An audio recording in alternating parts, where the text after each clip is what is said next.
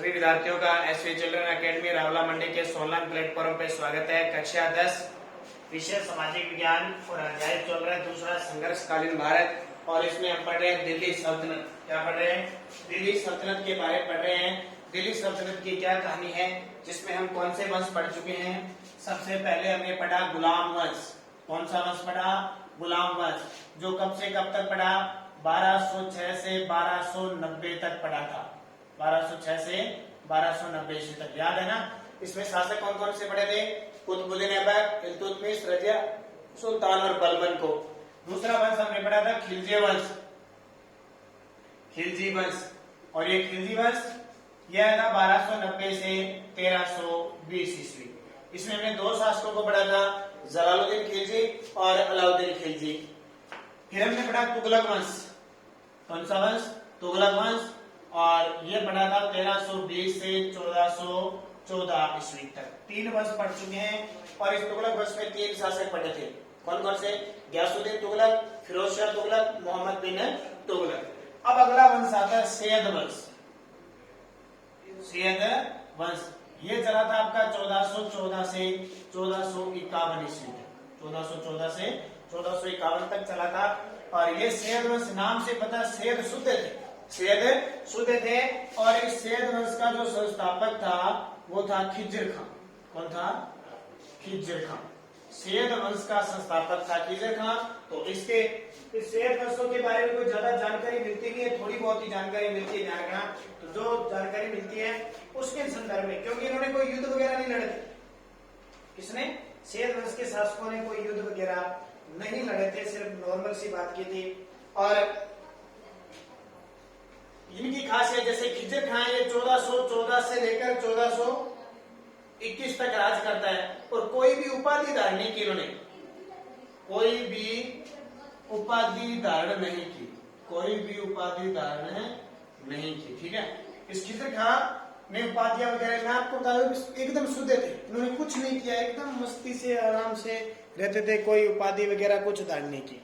तो इन्होंने कोई उपाधि धारण नहीं की, और नहीं अपने नाम से कोई सिक्के चलाए, नहीं अपने नाम से कोई सिक्के चलाए। एक आया था मुबारक शाह। मुबारक शाह 1421 से 1434, 1421 से 1434 तक शासन किया, और इसने सर्वशाह की उपाधि धारण की। सर्वशाह की उपाधि धारण, ठीक है। सैयद वंश 1414 से 1451, संस्थापक कौन था? खिज्र खां थे। और खिज्र खां 1414 से 1421 तक राज करते हैं, कोई भी उपाधि इसने धारण नहीं की, न कोई अपने नाम से सिक्का चलाया। एक शासक आता है मुबारक शाह 1421 से 1434, इसने सर्वशाह की उपाधि धारण की। तो कोई ज्यादा इंपॉर्टेंट क्वेश्चन है नहीं। लास्ट में का जो शासक आता है ना सैयद, खिज्र खां का, इस सैयद वंश का अंतिम शासक आता है, सैयद शासक था एक आलम शाह। सैयद शासक आलम शाह, इसने क्या है, स्वेच्छा से गद्दी छोड़ दी। इस आलम शाह ने स्वेच्छा से गद्दी छोड़ दी। कब? जब 1451 में बहलोल लोदी आया था। अगला वंश हम कौन सा पढ़ेंगे? लोदी वंश। जब बहलोल लोदी आया, तो इस बहलोल लोदी के आक्रमण, जब दिल्ली पर आक्रमण किया, तो सैयद वंश का जो शासक था ना आलम शाह, उसने कह दिया हम गद्दी छोड़ते हैं, आप संभालो, क्योंकि इतने शुद्ध थे न्याय। तो ये हो गया आपका सैयद वंश। पूछेगा तो ज्यादा से ज्यादा इसमें संस्थापक पूछेगा, सैयद वंश का संस्थापक कौन है। सैयद वंश के बाद अगला वंश आता है, मैंने कहा ना 5 वंश आएंगे, पहले बताया था मैंने दिल्ली सल्तनत में 5। लोधी वंश। कौन सा वंश? लोधी 1451 से लेकर 1526 ईस्वी, 1451 से लेकर 1526 ईस्वी तक का कौन सा वंश आया? लोधी वंश। अब इस लोधी वंश के बारे में पढ़ते हैं, क्या कहानी है, क्या माजरा है, कहां से आया और कौन आया सबसे पहले। तो ये लोधी वंश इन दिल्ली सुल्तानों में सबसे इंपॉर्टेंट है। मैं लिख देता हूं लोधी वंश। कौन सा वंश? लोधी वंश। कब से कब तक? 1451 से 1526। लोधी वंश का पहला शासक आया बहलोल लोधी। बहलोल लोधी। आपसे पूछे लोधी वंश का संस्थापक बहलोल लोधी। अभी बताया जब इसने दिल्ली पर आक्रमण किया, तो सैयद वंश का शासक था आलम शाह, उसने स्वेच्छा से गद्दी छोड़ दी। किसने? बहलोल लोधी ने। इसके समय अब ये अफगान थे, इतने दिन तुर्क चल रहे थे, ये जो लोधी वंश है वो कौन सा वंश था? अफगान थे। अफगान का मतलब क्या होता है? अब बहुत सारे विद्यार्थियों के दिमाग में होता है तुर्क, तुर्की नाम सुना है, ये अफगानी, ईरानी, तीन नाम आते हैं, तुर्की, अफगानी, ईरानी। इसका मतलब क्या होता है? मुसलमान जो लोग होते हैं ना, कई बार कोई इनको देवता कहते हैं तुर्क, ठीक है, और वो मुसलमान क्या होते हैं जिसको पता नहीं था वो गाली समझ लेते हैं, तो वास्तविकता से गाली नहीं होती है। तुर्की का, तुर्क का मतलब होता है एक देश है तुर्की, ठीक है, वहां से ये मुसलमान आए। अफगानी जो अफगान से मुसलमान आए थे, और ईरानी जो ईरान से मुसलमान आए थे। जो ईरान से मुसलमान आए थे उनको ईरानी कहते हैं, जो अफगान से आए वो अफगानी होते हैं, और जो तुर्की है जिसको टर्की कहते हैं वहां से, उनको तुर्की कहते हैं, तुर्क मुसलमान को कहते हैं, क्योंकि इनका जन्म स्थान तुर्की देश है, तब इनको तुर्क कहते हैं, तुर्की। तो इतने दिन तुर्की मुसलमान थे, अब अफगान मुसलमानों का यह राज हो गया बहलोल लोधी, यहाँ का क्या हो गया? संस्थापक हो गया। तो ये थोड़ी सी ध्यान रखना कि बच्चों की थोड़ी अफवाह हो जाती है, समस्या हो जाती है, उन्हें पता नहीं था कि ये होता क्या है।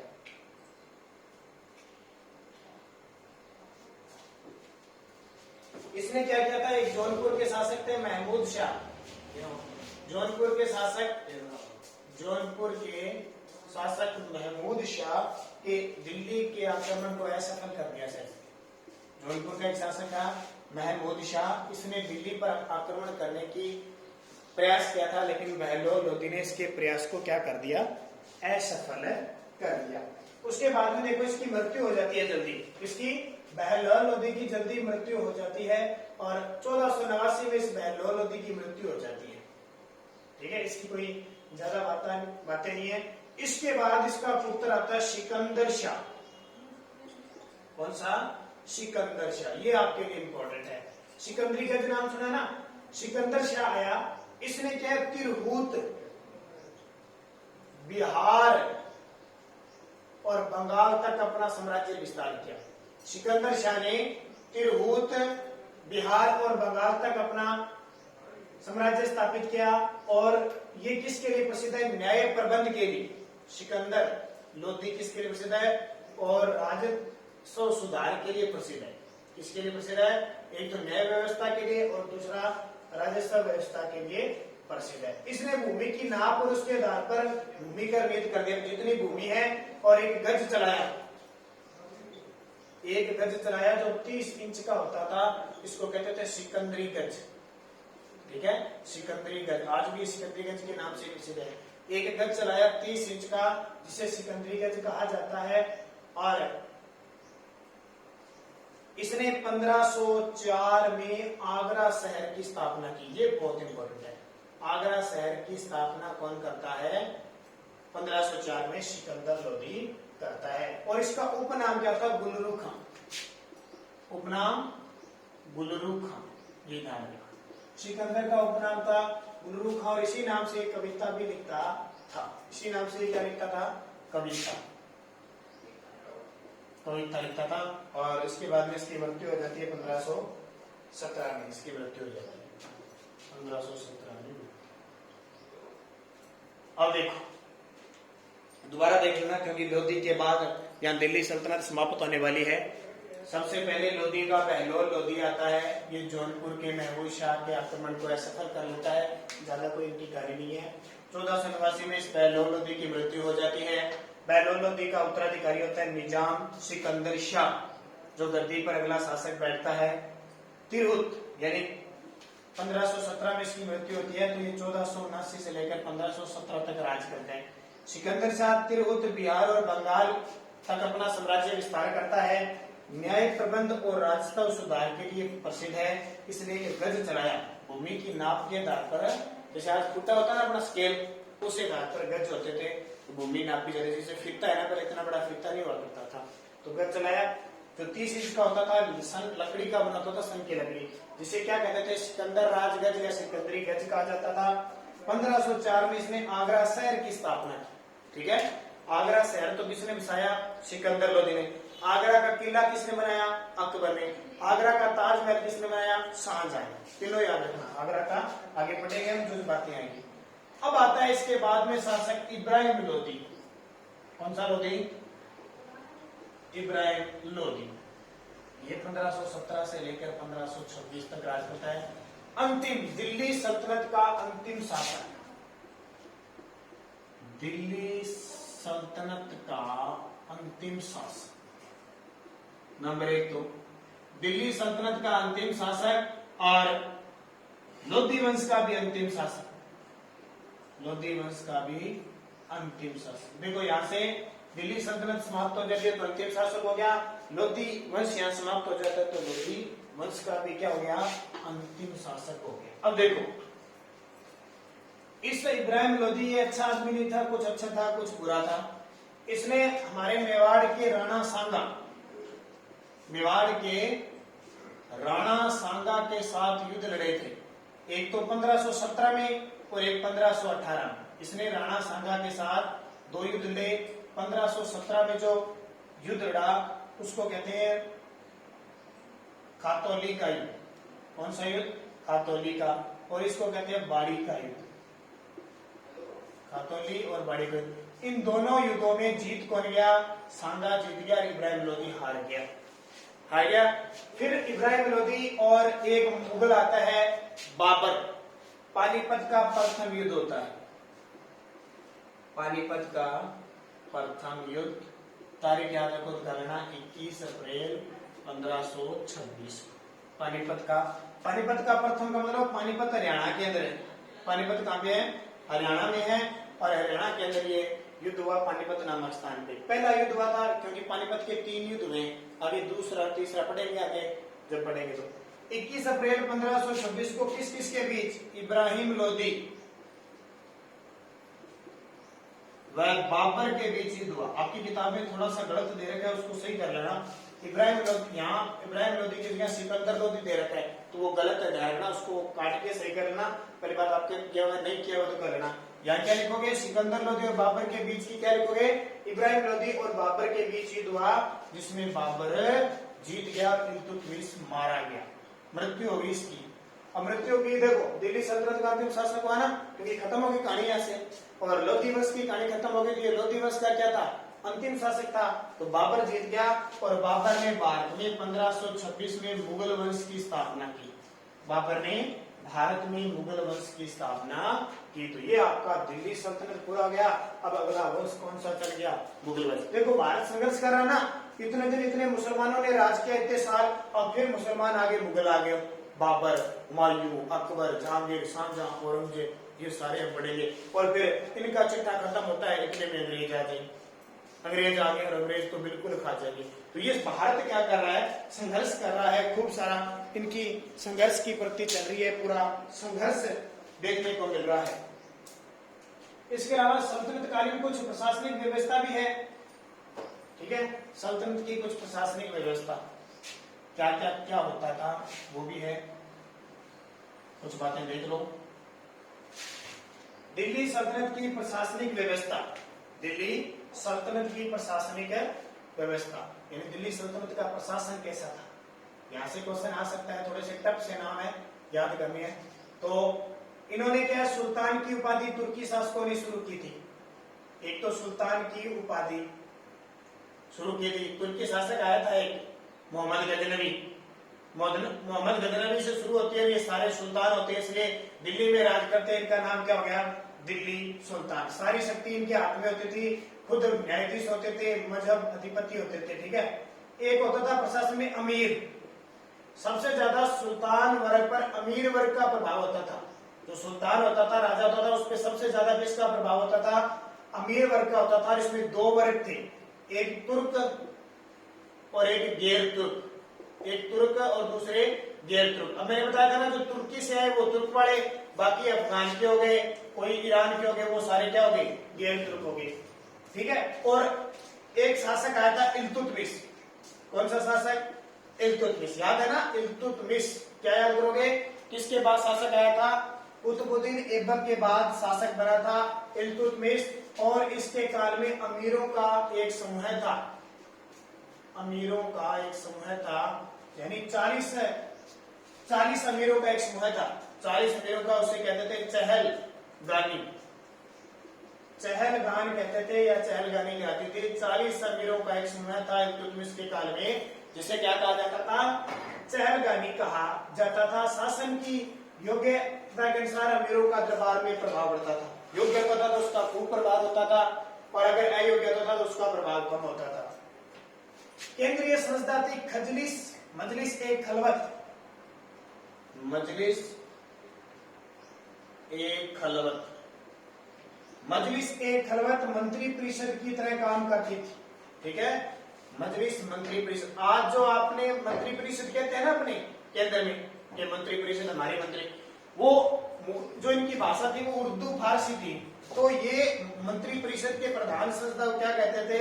मजलिस ए खलवत कहते थे। जैसे इस मजलिस ए खलवत के वजीर, जिसको हम प्रधानमंत्री कहते हैं, वजीर कहते थे। आरिजे मुमालिक, आरिजे मुमालिक, दीवाने ईसा, ठीक है, और दीवाने रिसाल, ये सारे कह के इसके 4 स्तंभ थे। ठीक है, आजकल मंत्रियों में होता है ना, जल मंत्री होता है, गृह मंत्री, वित्त मंत्री, सारे मंत्री होते हैं अलग अलग। वैसे इसमें मजलिस ए खिलाफत होती थी, जो मंत्री परिषद की संस्था थी, जिसमें 4 मुख्य होते थे, वजीर, आरिजे मुमालिक, दीवाने ईशा और दीवाने रिसाल। ये 4 प्रकार के होते थे। इसके बारे में देखो, वजीर होता ना, वजीर, इसका काम क्या था? देखो, आपने शतरंज में नाम सुना होगा वजीर, वो वजीर है, नाम उनका ही दिया हुआ ना शतरंज में, वजीर आता है ना। वजीर का कार्यालय दीवान ए विजारत कहलाता है। जो वजीर होता है उसके कार्यालय का कहते हैं दीवान ए विजारत। वो जो वजीर होता था उसका जो ऑफिस होता था, कह सकते हैं उसे कहते थे दीवान ए विजारत। इसे वित्त विभाग कहते थे, वित्त विभाग का काम करता था ये। उसके अलावा मुस्तौफी, मुस्तौफी कौन होता था? तो मुस्तौफी, जिसको हिंदी में कहते हैं महालेखा परीक्षक, महालेखा परीक्षक। ये काम क्या करता था? ये खजाने की, पैसे की जांच पड़ताल का काम करता था। फिर है खजीन यानी खजांची होता था, पैसे वाला खजांची। मजमदार क्या होता था? मजमादार। तो मजमादार क्या होता था? हिसाब संग्रह करता, हिसाब इकट्ठा करने वाला कौन होता था? मजमेदार।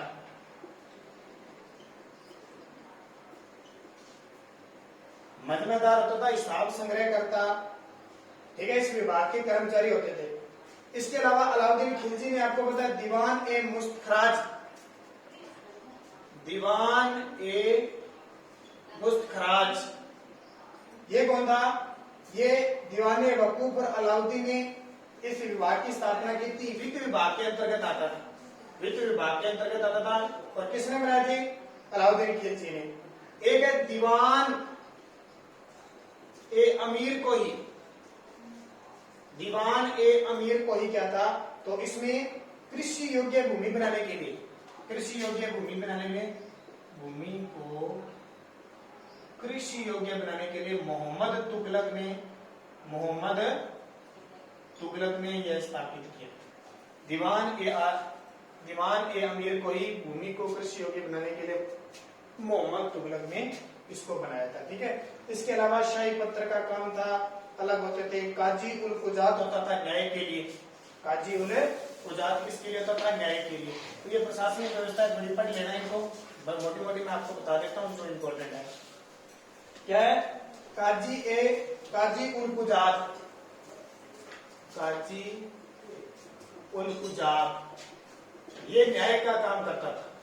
काजी उल कुजात क्या काम करता था? न्याय का काम करता था। उसके अलावा बरीद ए मुमालिक, बरीद ए मुमालिक सूचना का काम करता था। सूचना देने का काम जिसके पास था उसको कहते थे बरीद ए मुमालिक। ये सारे विभाग थे। और जैसे दरबार में 6 प्रकार के कर्मचारी हुआ करते थे, उनके नाम याद करना। खम्स, मैंने आपको बताया था ना, खम्स कौन सा करता था? लूट के माल, युद्ध के समय लूट के सामान को कहते थे। युद्ध के समय लूट के माल को या सामान को क्या कहते थे? खम्स कहा जाता है।